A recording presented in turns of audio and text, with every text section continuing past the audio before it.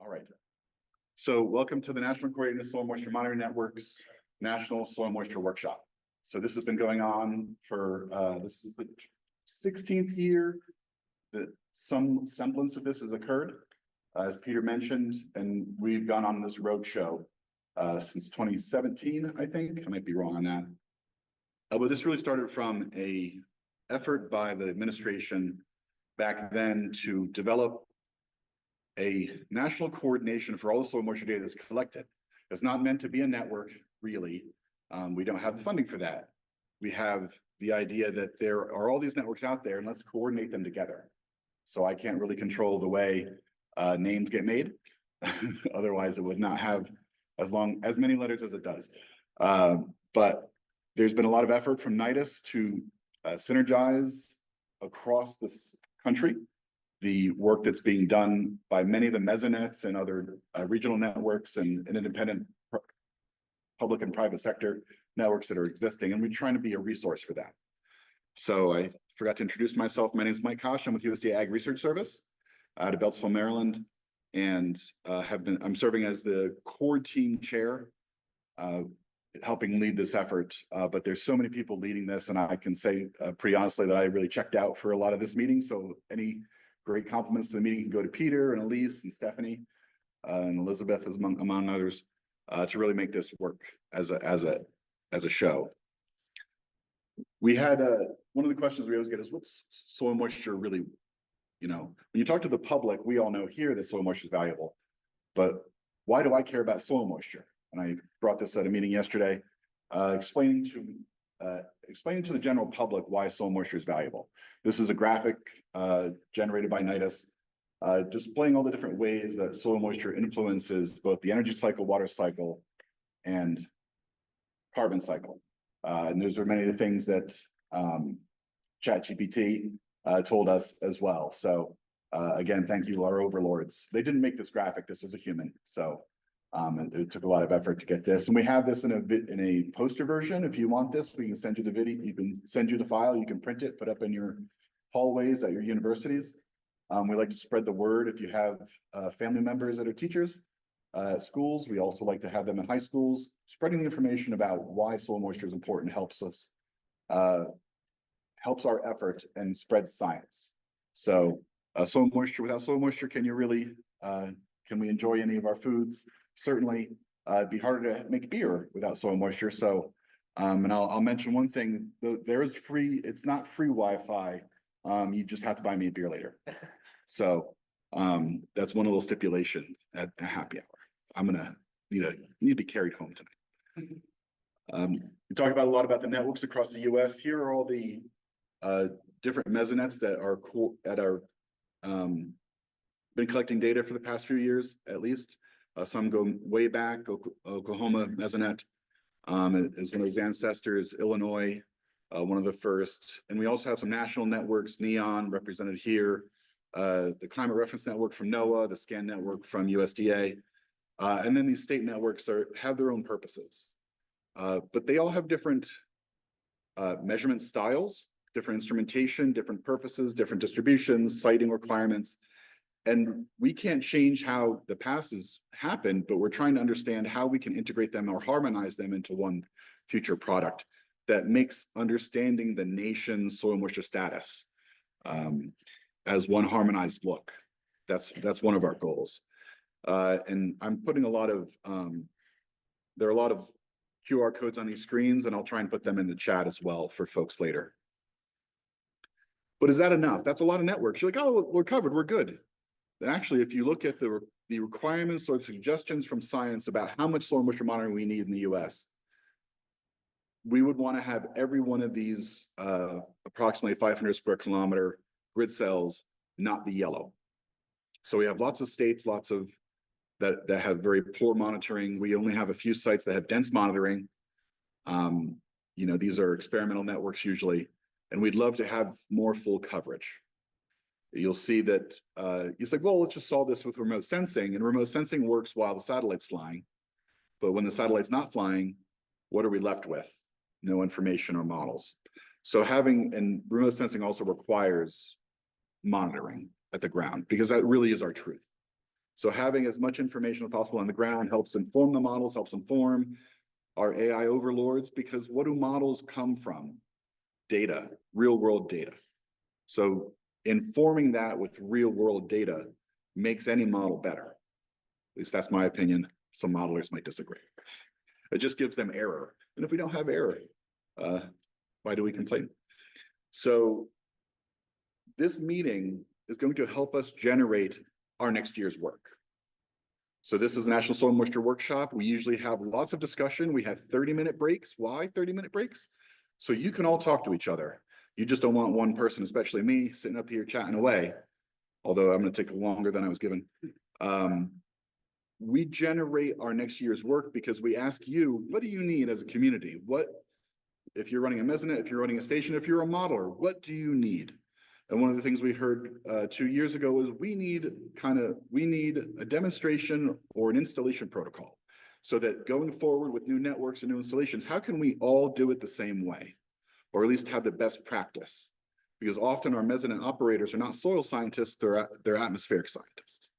So we've generated, and this is now spearheaded by Todd Caldwell in the Journal of Visual Experiments, an open source, free to use journal article with video attached about how to install soil moisture sensors and how to operate a station.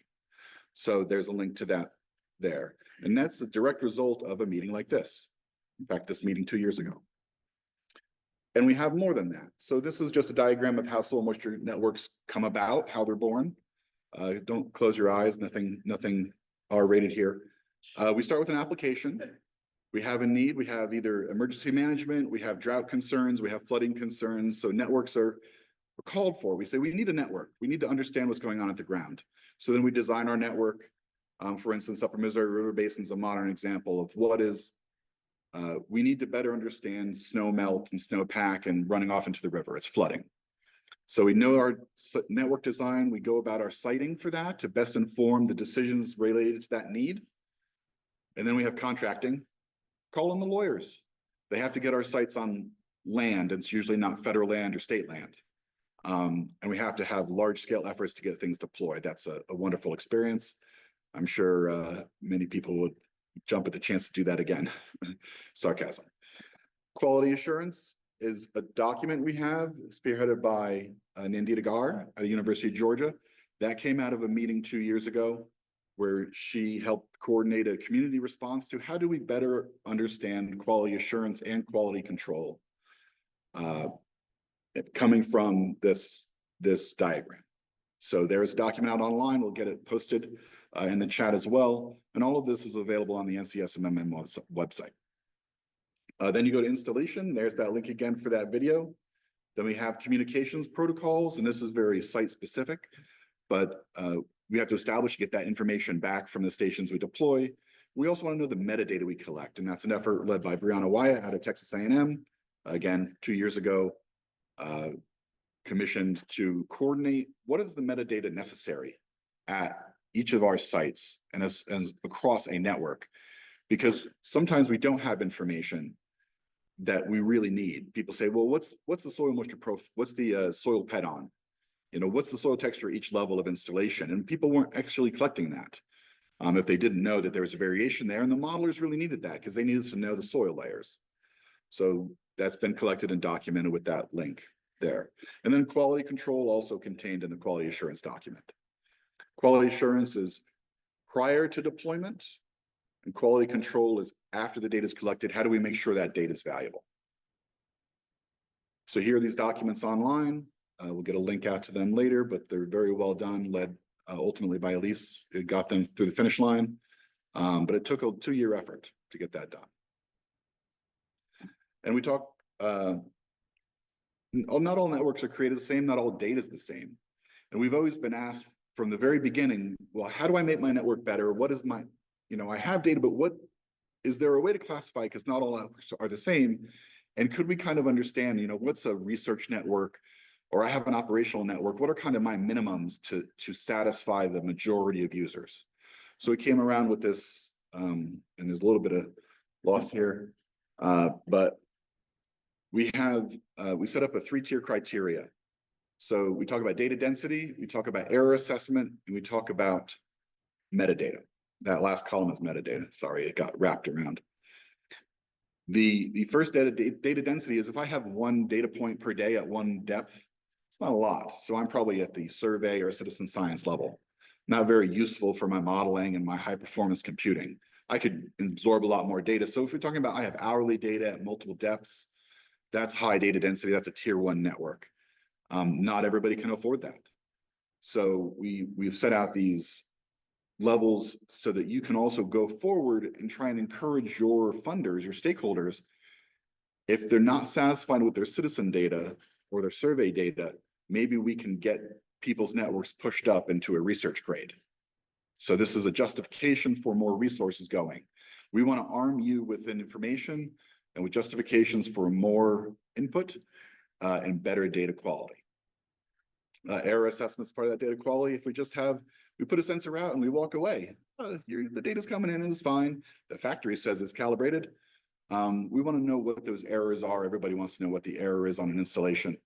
And if we don't do post-analysis, which goes to that tier 2 operational, even some laboratory analysis can dramatically improve the accuracy and error estimate of your sensors. But then if you really want to understand its actual field sampling, coordinated with your installations, and that's a research grade. We know that this sensor in this field has this error accuracy to some other standard, that standard usually being a physical collect. So again, driving towards everybody getting a full error assessment of their stations. No, we're not saying this is how accurate it has to be. We're saying this is the level of detail we want you to measure yourself with. And you'll eventually push yourself to a higher accuracy as well. We're not a hard number on that error itself. And then metadata, just having a latitude and longitude is better than most folks. Soil moisture in my county is this. But if you give me a latitude, longitude, then I can find the soil texture. I can find the land use, and that moves me to tier 1, 2 operational. But then if I understand I am in an agricultural field or I'm in a forest, what's the forest health at that point? What's the amount of biomass above the ground?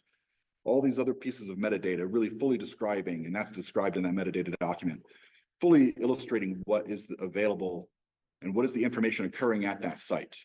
Does this station have a full sky view, or is it under trees or next to a building? Is my precip gauge going to be interfered with? These are all questions, photos, documentation that everybody asks when that station comes back a little wonky. And we all want to know, what is my data right? Is probably the second most often question I get. Is my data right? Is there something wrong with this? Well, I don't know. Let's look at your metadata first and trying to figure out, is this performance what we're expecting at that location? Just a couple more slides, honest. There's a little bit of science here now, but one of the big drivers for us is the National Drought Monitor and trying to improve the Drought Monitor, because if you don't know it, the Drought Monitor is just a weekly assessment of what is the current drought condition in the US. But this leads directly into financial recovery for farmers and ranchers across the US, because they have crop insurance payments and forage payments coming out based on the category of drought that they may be in. And I'm over here in Maryland, and I can verify that it is pretty dry in Maryland right now. And in fact, it's been worse. This is decreasing in drought level. If you're in El Paso or southern Arizona, New Mexico, it's completely horrible. And this is beyond regular standards. We take into account local trends and local expectations. So if you're in this red, you can expect payments if you have livestock and you're not able to fully deploy them across the landscape. So there's real financial value. I think in a 10-year frame, it's $8 billion with a B in payouts from the federal government. So the accuracy of that is both, we want to make sure that you're getting paid because you're actually in drought. We want to make sure that if you're actually in drought, you're getting paid, going both ways. So very strong financial incentive, and that's just considering forage, not crop insurance, not trafficability, getting your tractor stuck, loss of crop and yield. Okay. So understanding quality assurance, and this is more my research, and Victoria Walker, who's online, spearheaded a lot of this work along with a good foundation set by folks at NIDIS and CEI and former postdoc of mine, Evan Cooper-Smith. Looking at the diagnostic soil moisture equation, there's an expectation with a simple model we can develop what do we expect soil moisture to look like at a certain location if we have in situ data? We can train a model just on that data and use that to inform lots of things. We can use it to gap fill and just understanding how our networks perform versus a simple model. Here is a review. If we train our models on just 4 years of data, we're able to successfully train a model 74% of the time on scan and CRN stations. I think this is just scan. Knowing where we fail also helps us. Knowing what causes a site to not work well with the expectations of an input of precip gives us more information about how we deploy stations and what our problematic sites and areas are. So this is all pre-publication. We're in review right now, but we have a map of where is the data available for these national networks and what is causing problems and theorizing on that. But with just 4 years of data, and I think we even go to 2 years of training here, we're able to, the middle columns here are calibration. These are just straight raw data, trying to predict one soil moisture from the model. And then let's calibrate that model. And there is our decreased bias and our decreased RMSE at given sites. So with 4 years of training, we're able to forecast at a given site and precip, what is that soil moisture supposed to be? Why is that useful? Well, we can now forecast what is my soil moisture expectation there. And when I deviate from that, maybe my sensor's going bad. That's again, the second question I get is my data right? Well, now we have, if you can, a little bit of effort with a model and training and in situ data, we can now improve our quality control going out the door in real time, like hour by hour. We have an expectation what it's going to be, and we know if we deviate from that too much, and then we can quickly get out to that field site and improve. And here is our forecast on that. DMSE is a quality control tool using precip gauges for stops tipping the RMSE spikes and allows us to better understand our error structure. So I have a poster on this later, and I will do a much better job of explaining it in person, one-on-one. We also have a large amount of poster session here, trying to have interaction and one-on-one discussions. So that's another thing. We try and get as much exposure to the posters as possible because there's not a lot of talking time here. So I believe that is my last slide. So I won't take any questions on this because, again, there's a poster later, but our next session starts right now and we'll have a break in a few minutes. Our next speaker is Stephanie Conley, who's really been helping out with a lot of the field site visits, and last year's field trip is hard to overcome, but I think she's actually getting close. So